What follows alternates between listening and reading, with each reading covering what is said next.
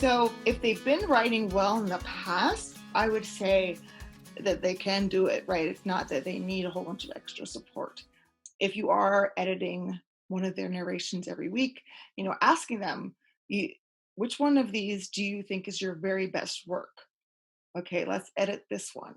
Everything that we write isn't amazing. I mean, even like seasoned authors, right? They write lots of things that are trash worthy all the time. And so I think as parents, we think, oh my goodness, like everything they write has to be this amazing piece.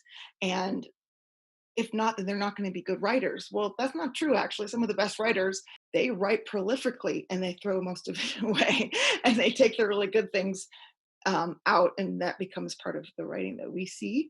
We don't get to see all the other stuff that got thrown in the trash.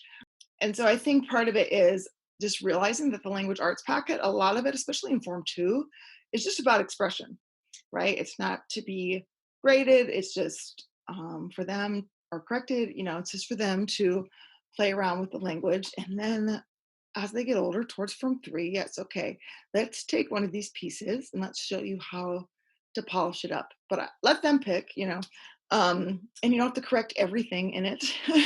That can be a little overwhelming for a child. Okay, well, this time we're just going to focus on capitalization. Okay, let's go through and make sure we've capitalized everything correctly, or punctuation, or spelling, or let's talk about ideas. How can we show the reader what we're seeing rather than just explaining it?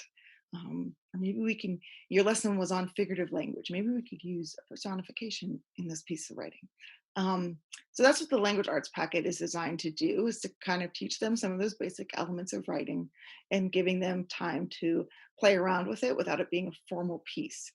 But really, I mean, our kids are doing a lot of writing. If they're narrating and starting to write a written narration, which, Form 2 is only, and towards the end of Form 2 is only one a week.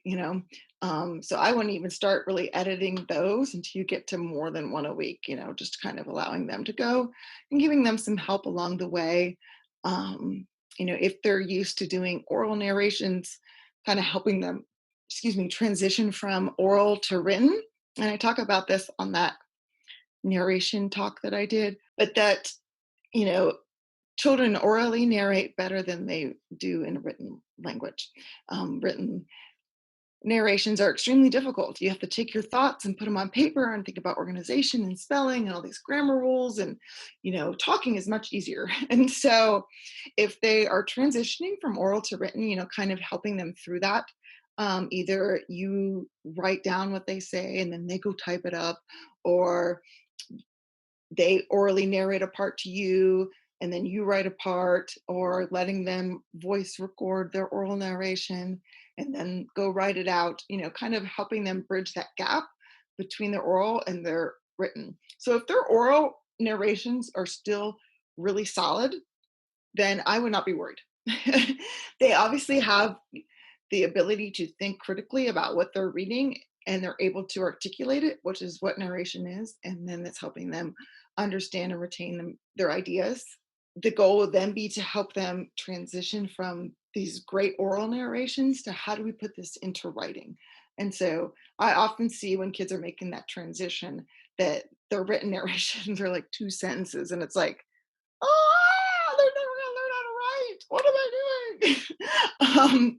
But that comes with time, because they can orally narrate. They show you that they can communicate about what they're thinking, and then it's just giving them the tools and the skills that they need to put that into the written form, and giving that time to develop as well.